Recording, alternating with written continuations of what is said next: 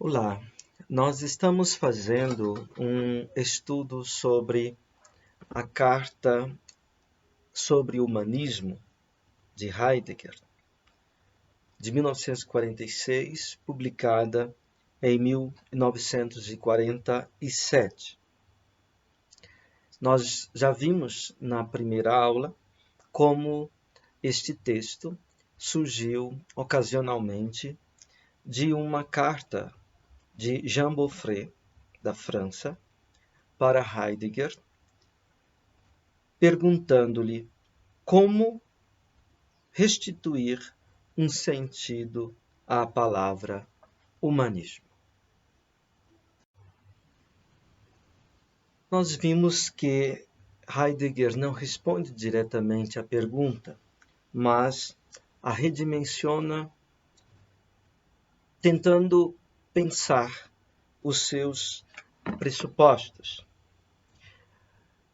Ele indica como os pressupostos do humanismo estão radicados na metafísica e que é necessário pensar a questão do humanismo na perspectiva da superação da metafísica.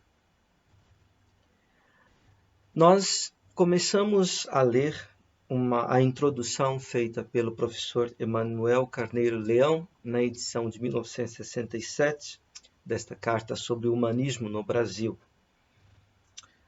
Nós vimos como a Carta sobre o Humanismo ela é um texto importante para entender a marcha dialética de progresso e regresso que implica a superação da metafísica. E como esse texto sobre o humanismo nos serve de passaporte para, por assim dizer, acessar a dimensão em que se há de encarar e interpretar a obra Ser e Tempo. Nós vimos, em seguida, um dos 3 pontos que o tradutor Emanuel Carneiro Leão apresenta como importantes para se aproximar desta carta sobre o humanismo e lidar com ela. O primeiro ponto foi justamente a relação sobre o humanismo e a essência do homem. Nós vimos que a essência do homem é pensada aqui a partir da experiência fundamental do esquecimento do ser. Vimos que os termos e a gramática de ser e tempo precisam ser interpretados a partir desta experiência da essência do homem em referência ao esquecimento do ser. Vimos que a Carta sobre o Humanismo nos abre uma possibilidade de esclarecer em que direção Ser e Tempo procura pensar a essência do homem. A tradição, a metafísica, pensou a essência do homem sempre a partir da determinação do animal racional, sempre a partir da articulação de animalidade e racionalidade, de essência e de existência. O que Heidegger propõe é pensar o ser-homem não a partir simplesmente do binômio essência e existência, ou do binômio animalidade e racionalidade, mas pensar o ser-homem a partir da sua referência de ser com o ser. Pensar o ser-homem a partir do Dasein. Dasein aqui significa o espaço de abertura e de articulação da verdade do ser. Os humanismos da tradição ocidental, baseados na metafísica, encobrem esta referência de ser, do ser homem com o ser enquanto tal e no seu todo.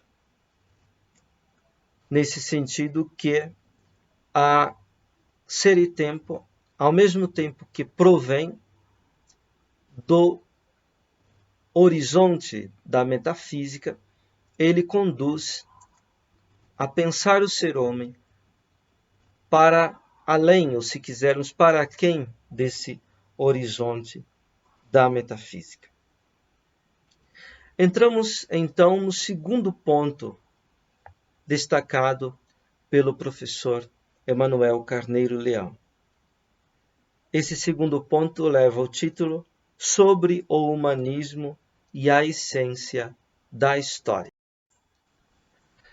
Eu vou ler agora as palavras escritas pelo professor Emanuel Carneiro Leão nessa apresentação da Carta sobre o Humanismo. Nesse segundo ponto, sobre o humanismo e a essência da história.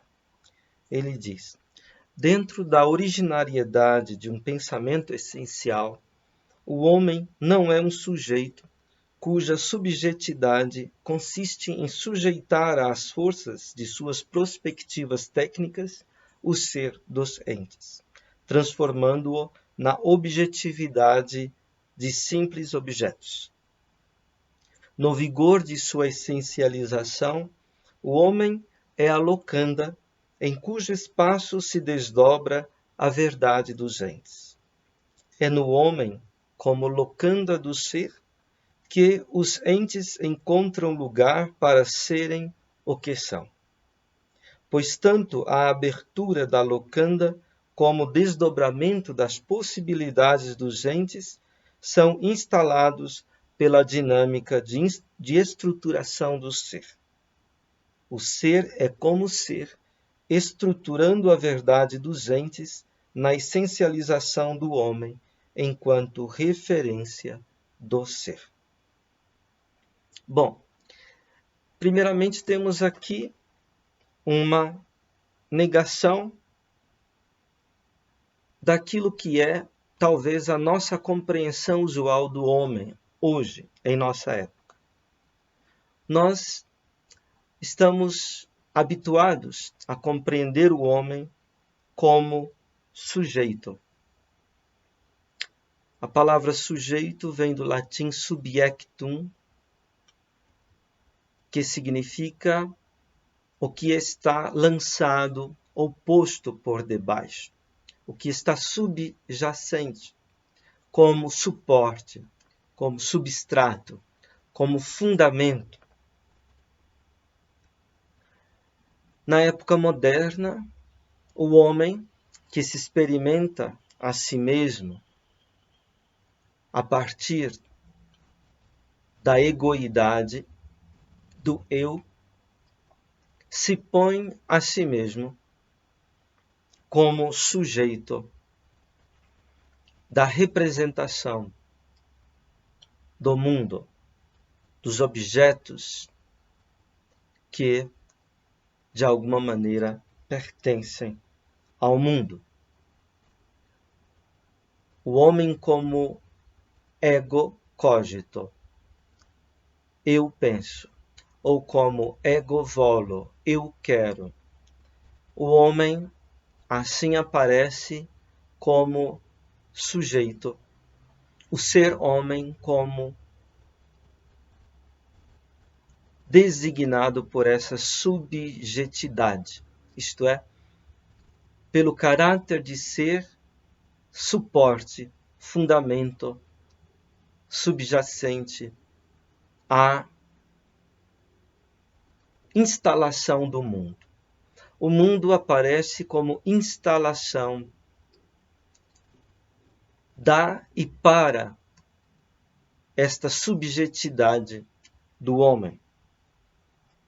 Aqui não se fala simplesmente de subjetividade, tá?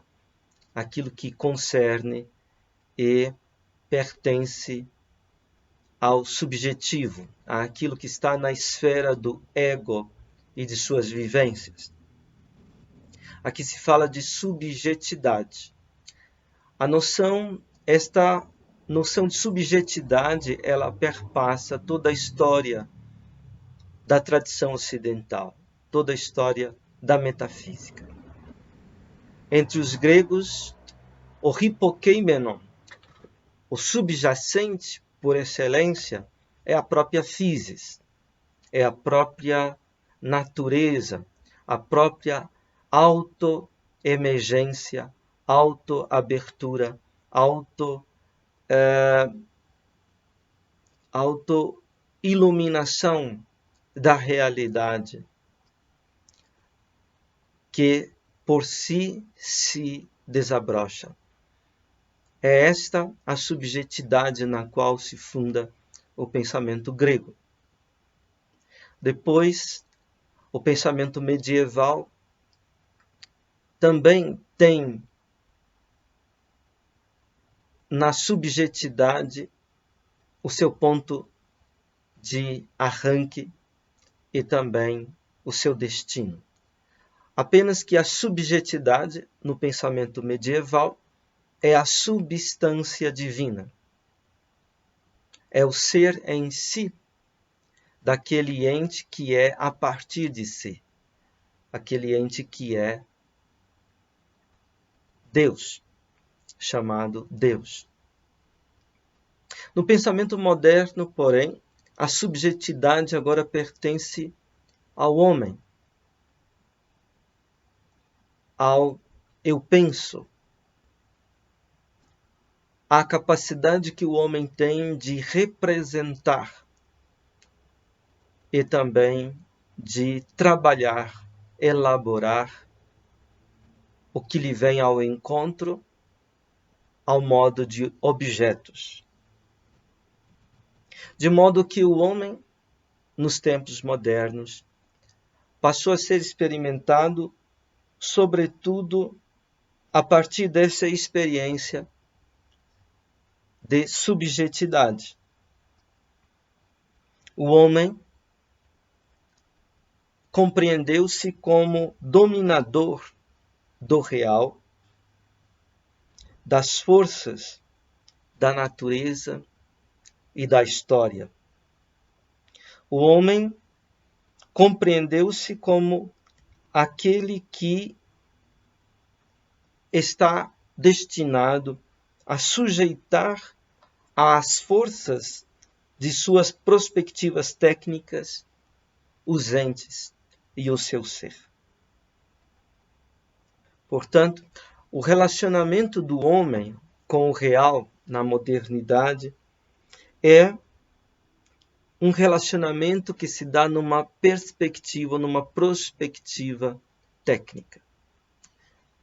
A técnica é o ocular, é a ótica, é a forma de ver, a perspectiva em que o homem se relaciona com tudo quanto há, com tudo quanto pode haver. Dentro deste relacionamento, a perspectiva de autoasseguramento do homem é fundamental.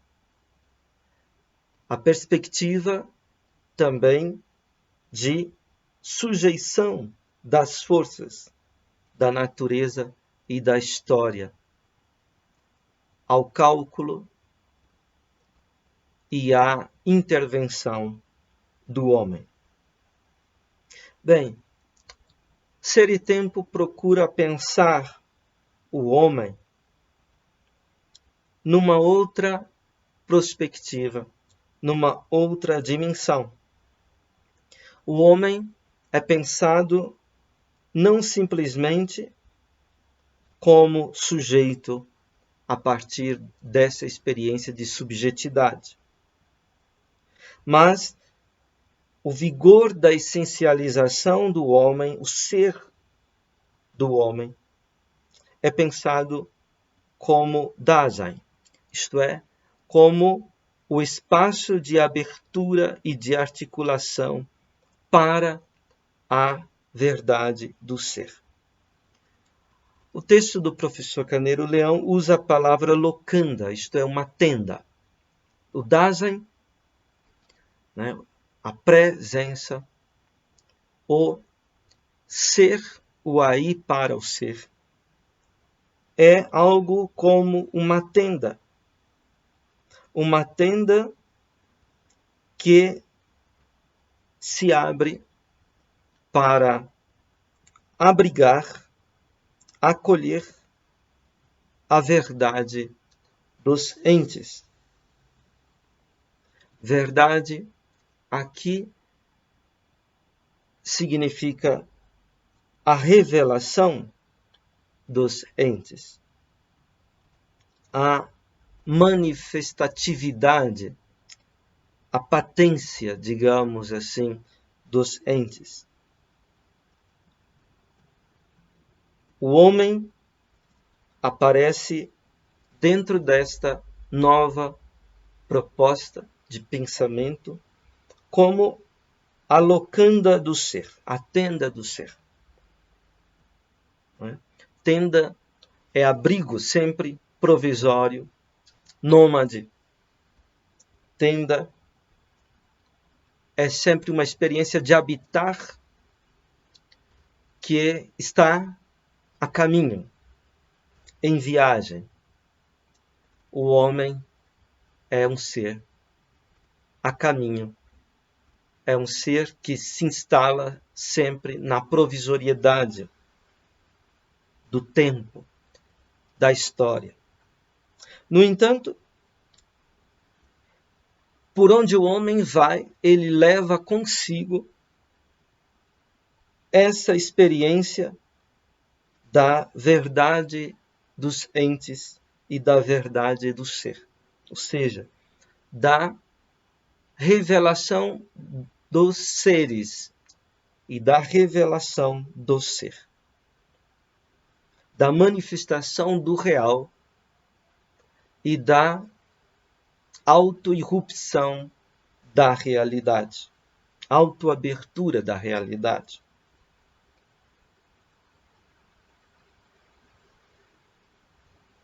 Tanto a abertura da locanda quanto o desdobramento das possibilidades dos entes são instalados, porém, pela dinâmica de estruturação do ser. Essa dinâmica de estruturação do ser é o que Heidegger vai entender como história.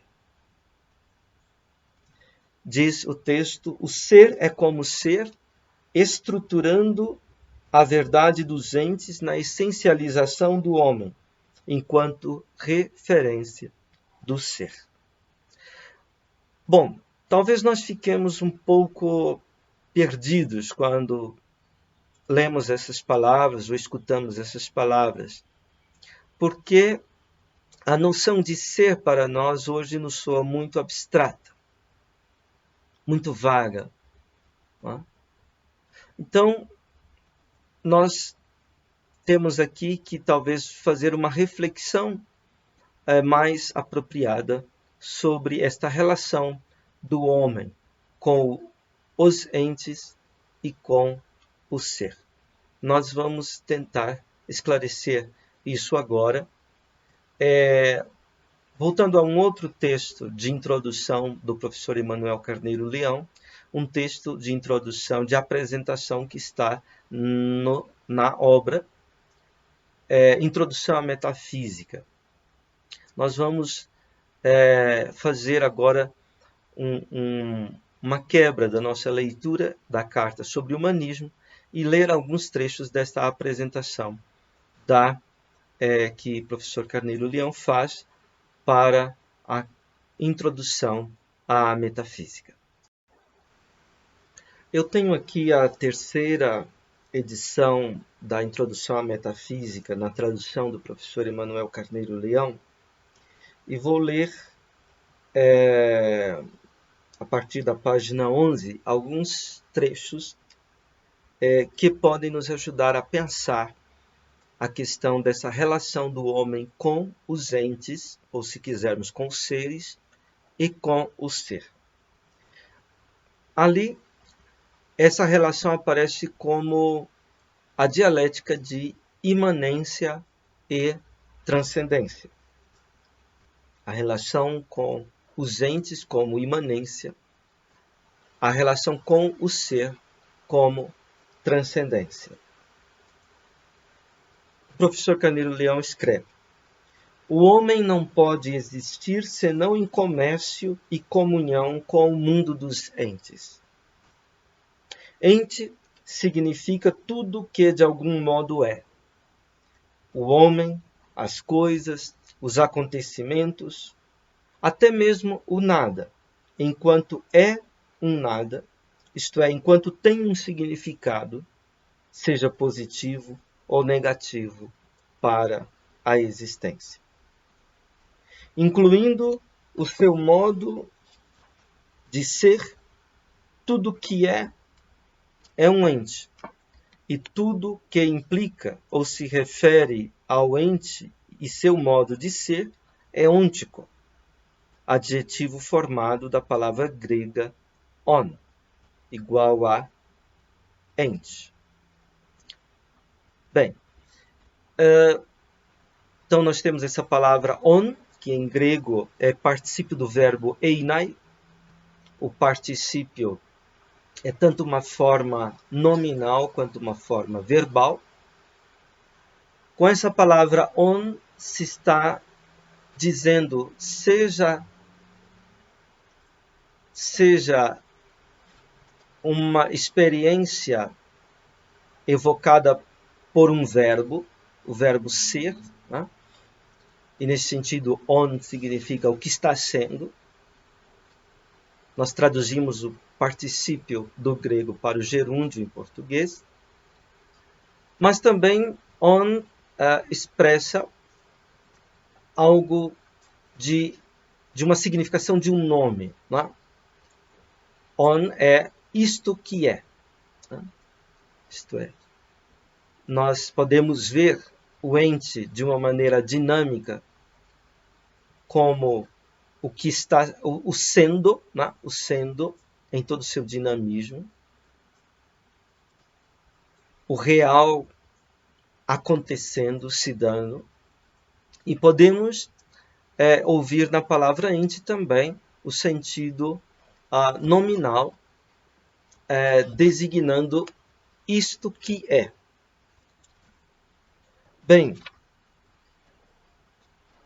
ente tem, portanto, uma significação universal, né? em sua envergadura semântica, abrange tudo aquilo que, de algum modo, seja de que modo for, é. As coisas que nos circundam, nós mesmos, os acontecimentos, os eventos que se dão, tudo que de alguma maneira entra na envergadura da significação da palavra ente. Até mesmo o nada, enquanto tem um significado, seja ele positivo ou negativo, para a existência do homem, entra debaixo desta significação. Tá? O nada é o nada. O não ente é pensado desde o ente. Bem, em todo caso, o homem está em comércio, em troca, em interação e em comunhão com o mundo dos entes. nós iríamos no dia a dia com o mundo dos seres. Tá? Pensemos o nosso comércio, a nossa relação, interação, nosso intercâmbio, por exemplo, com a terra, com os seres vivos, com as plantas, os animais. A nossa comunhão de ser uns com os outros enquanto seres humanos, enquanto pertencemos uns aos outros numa unidade que nos perfaz. Pensemos na nossa comunhão de ser com as obras de arte, a nossa comunhão de ser com os instrumentos, os dispositivos, as máquinas. Pensemos a nossa comunhão de ser com tudo aquilo que, de alguma maneira, é. Tudo que é, em seu modo de ser, portanto, está incluído sob o arco da significação da palavra ente. Como a palavra ente se diz em grego on, então nós chamamos de ôntico, formamos o adjetivo ôntico. Ôntico é aquilo que concerne aos entes, aos seres. Continuo a leitura do texto do professor Carneiro Leão na introdução à metafísica. Ele diz: do ente o homem não pode prescindir. Em todas as suas indústrias e atividades, para pensar e querer, sentindo e amando, na vida e na morte, o homem não se basta a si mesmo. Sempre necessita de algo que ele mesmo não é. Sem esse outro, o homem não pode ser. Edificando-se necessariamente dessa indigência, a existência humana exige que o ente a afete, se lhe dê e manifeste. Para existir, o homem tem que imergir-se e entregar-se aos entes. A palavra imanência indica essa contingência. A necessidade do homem de estar sempre presente ao mundo dos entes, para chegar a ser ele mesmo. Exprime que o homem não pode ser o ente que é, senão encarnado no mundo, em contínua comunhão com os outros entes. Bem, este texto que nós lemos agora nos chama a atenção para uma marca fundamental da existência humana, que é justamente a marca da finitude. Nós estamos acostumados a entender a finitude como algo negativo, a finitude como uma carência do infinito, no sentido de que a finitude consiste em nós esbarrarmos em nossos próprios limites, darmos contra os nossos próprios limites. E costumamos colocar na conta da finitude nossa vulnerabilidade, nossa fragilidade, nossa falibilidade, nossos erros e errâncias, nossos fracassos, etc.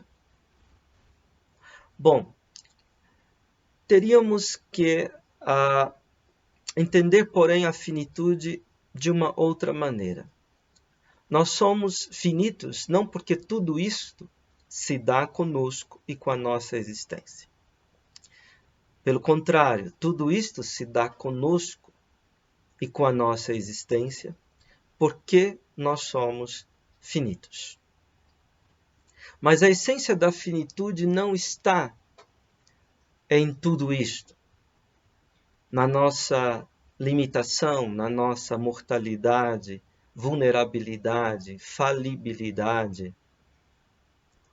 A essência da finitude está numa pobreza ontológica, uma pobreza, uma indigência que está na raiz de nosso ser e que não diz respeito simplesmente a determinados momentos, ocasiões, limites em que nós muitas vezes nos encontramos.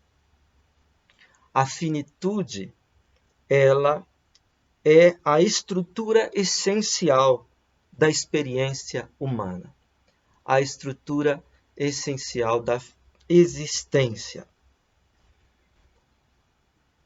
E em que consiste esta experiência humana finita? Antes de tudo, consiste nisso, de sermos um ser, um ente, que tem de receber de outro as virtualidades para realizar a sua própria humanidade. Ou seja, o homem não é e não realiza as virtualidades de sua própria humanidade sem o relacionamento com outro. Este o ponto principal a ser encarado na questão da finitude. Ou seja, o homem não pode prescindir de uma comunhão com os seres, de uma comunhão com os entes, com o mundo, a totalidade de tudo o que, de alguma maneira, é. Isso de o homem não ser autossuficiente, isso de o homem não bastar-se a si mesmo, mas carecer, necessitar, precisar de outro para ser o que é, para vir a ser o que ele é, desdobrar as potencialidades de sua própria humanidade. Isto é o índice fundamental, a indicação fundamental da finitude humana. A experiência da sensibilidade, por exemplo, ela emerge desta finitude radical humana. O homem não é finito por ser sensível, mas é sensível por ser finito. Ou seja, o homem carece sempre de novo de ser afetado pelos seres que ele vem ao encontro no seu mundo. Ao mesmo tempo, em todas as suas atividades, em todos os seus empenhos, em todos os seus esforços de pensar, de querer, de viver, de morrer, o homem precisa sempre de novo imergir-se nessa comunhão com os seres, nessa comunhão com os entes. Ele não pode ser e vir a ser o que ele é, a não ser nesta imanência, neste envolvimento, neste engajamento, neste compromisso de autorresponsabilização pelos seres com os quais ele se relaciona. A palavra imanência quer dizer isso, que o homem está dentro, está inserido no mundo dos entes, no domínio dos entes. Ser um homem significa estar, por assim dizer, incrustado nesse domínio dessa comunhão com os entes, de uma maneira a que, por assim dizer, o anel da facticidade sempre de novo nos constringe, nos aperta. Disso que estamos falando quando falamos de uma pobreza ontológica, de uma indigência radical ontológica do homem. É justamente esta pobreza ontológica radical da condição humana que talvez a compreensão do homem como sujeito que sujeita os demais entes esquece. É justamente isto que fica encoberto, ignorado no nosso tempo. Para existir, o homem tem que imergir-se e entregar-se aos entes, diz o texto que estamos lendo do professor Carneiro Leão. A existência é uma insistência no anel da facticidade, nesta imanência, nesse estar inserido, incrustado no todo dos entes, dos seres, estar presente ao mundo dos entes. Então o texto diz a necessidade do homem de estar sempre presente ao mundo dos entes para chegar a ser ele mesmo. Nós poderíamos dizer, talvez isso seja óbvio, e é óbvio. Nós damos isso sempre por sabido.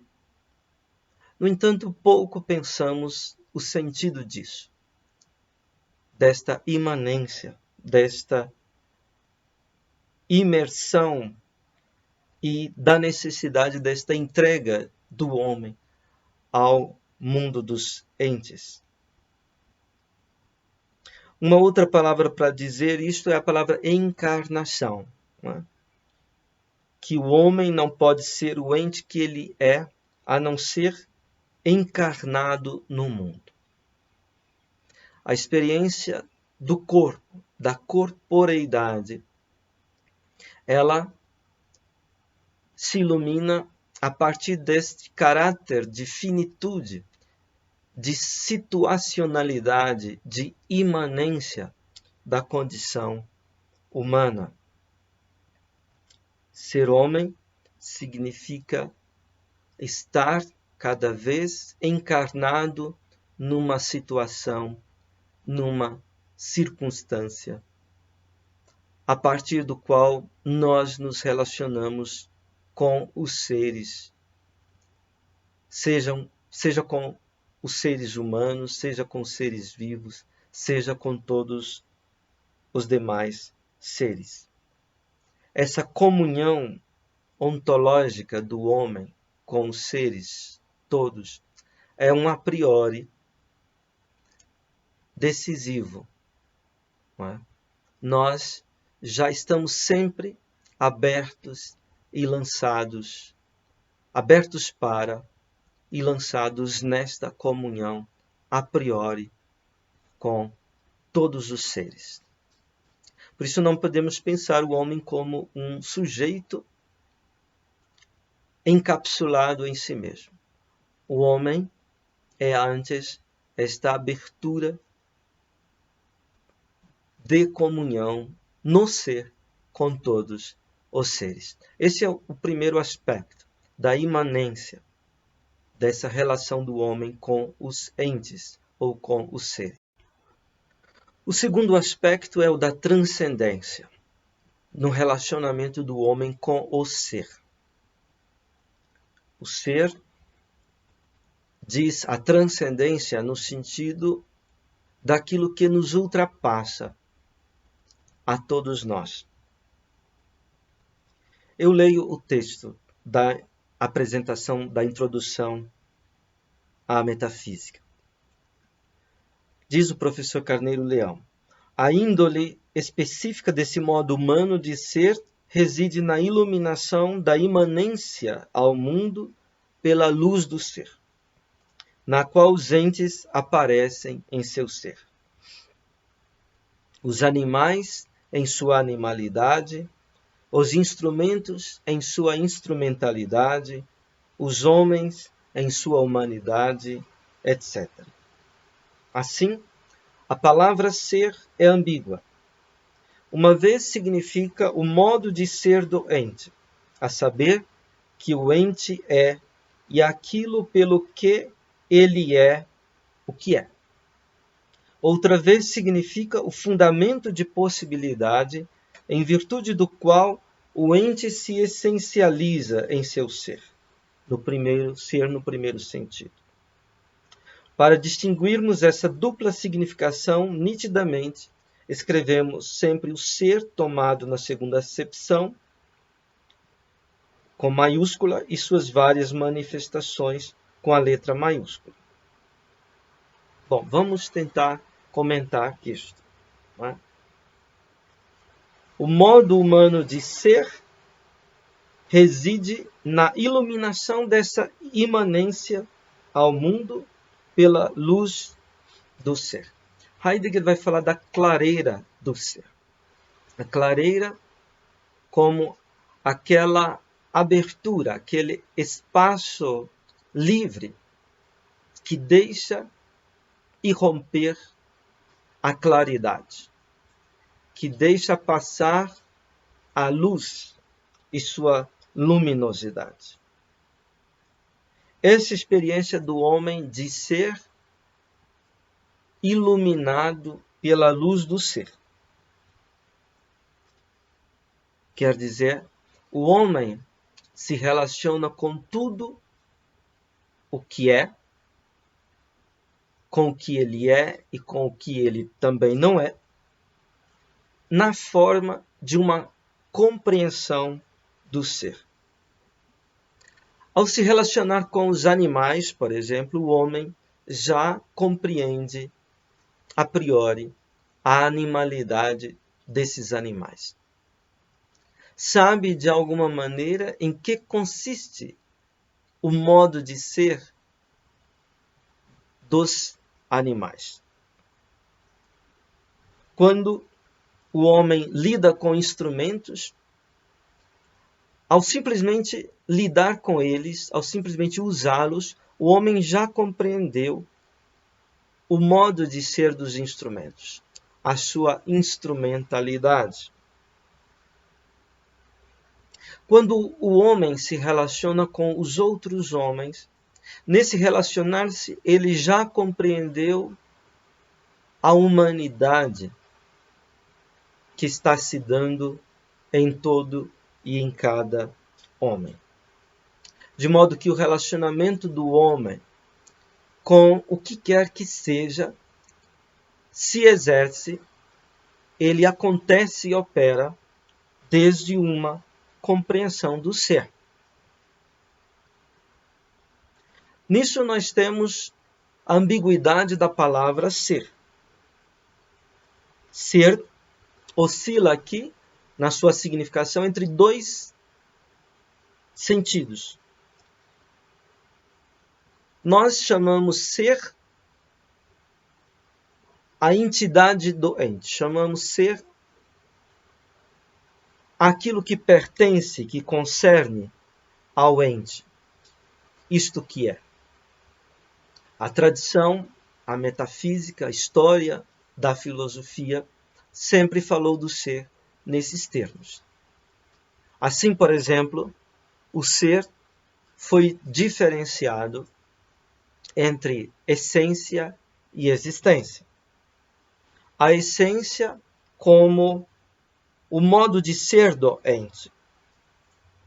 A existência como o fato de ser do ente. Ou seja, a palavra ser aqui, pensada como ser do ente, é entendido em dois sentidos. Primeiro, que o ente é. A tradição medieval, por exemplo, falava do ato de ser. O esse, o ser como ato de ser, que o ente é. Também falava de existência. Existência responde à pergunta se algo é. Portanto, a palavra existência aqui como digamos, sentido de ser do ente. Outro sentido de ser do ente é a essência. Não o fato que o ente é, mas como ele é, ou melhor, o modo de ser, ou melhor ainda, a sua essência, aquilo pelo que o ente é o que é. A essência da árvore, por exemplo, aquilo pelo que a árvore é árvore. A essência de uma árvore não é árvore, como a essência de um instrumento não é instrumento. E assim por diante. A essência é aquilo pelo que o ente é o que ele é. Bom, mas o outro sentido de ser, que já não é mais de ser do ente, o outro sentido de ser ao qual Heidegger chamou a atenção em todos os seus textos, é o ser como fundamento de possibilidade em virtude do qual o ente se essencializa em seu ser. Agora, ser no primeiro sentido. Ou seja, o ser aqui entendido não a partir do ente, como o modo de ser, a essência, ou como o fato de ser, a existência do ente, mas o ser como o fundamento de possibilidade, aquilo que possibilita a essencialização do ente em seu ser, em seu como é e no seu que é. Então aqui nós temos a palavra ser num sentido mais fundamental, mais fundante. A história da metafísica, ela é a história das compreensões do ser, das iluminações do ser, poderíamos dizer. O texto do professor Carneiro Leão continua. Nos diversos períodos da metafísica, o ser do ente foi determinado, ora como ideia, ora como ousia, ora como essência, ora como objetividade, etc. Essas várias determinações não são arbitrariedades insignificantes, devidas ao gosto extravagante que, no parecer do bom senso comum, têm os filósofos de divergirem sempre entre si em sua superstição verbal, em suas discussões inúteis sobre palavras. São uma diversidade que resulta das vicissitudes de um apelo. Articulam as peripécias de um destino vigente que instauram originariamente o acontecer histórico, e por isso são históricos em sentido criador. Pelas vicissitudes desse apelo, pelas fulgurações desse destino, os períodos da história se distinguem e identificam, divergem e convergem fundamentalmente entre si. Então, a história metafísica, ela assinala as diversas épocas da destinação do ser, diversos modos como a realidade se ilumina para o homem e assim lhe deixa aparecer o todo do real. Que o ser do ente tenha sido entendido como ideia desde Platão, ou como energeia desde Aristóteles. Que o ser do ente tenha sido entendido como como actualitas entre os medievais, como ser em ato, ou como realidade e objetividade para nós modernos. Todas estas, entre aspas, doutrinas filosóficas, em suas convergências e divergências, elas não são simplesmente, digamos, caprichos do intelecto dos filósofos, mas são sempre uma diversidade nas quais vem à fala as vicissitudes do apelo da história. As diversas compreensões do ser, as diversas ontologias epocais, em todas as suas matizes, em todas as suas variantes, elas, por assim dizer, são históricas. Históricas porque o fulcro, a base, o essencial do acontecer do mundo humano está contido no modo como a realidade se ilumina para o homem e deixa aparecer para o homem o real. Portanto, o que nós chamamos de história aqui não tem simplesmente o sentido superficial dos fatos. Os fatos são sempre feitos. Nem mesmo tem simplesmente o sentido da consciência que os homens têm dos processos em que os fatos se fazem. Mas a história anterior aos fatos, aos processos que condicionam os fatos, e a consciência do homem dos fatos e dos processos anterior a tudo isso, há sempre uma experiência de um envio, de um acontecer em que o homem está sempre de novo lidando com os modos como a realidade para ele se lhe ilumina e o real lhe vem ao encontro. Inclusive o modo como o homem se compreende a si mesmo e o modo como o homem se relaciona com o que ele é e o que ele não é. Bem, nós vamos ficar por aqui hoje e na próxima aula vamos tentar retomar esta questão da história a partir da relação do homem com a imanência dos entes ou dos seres e a transcendência do ser. Será o tema da nossa próxima aula. Obrigado.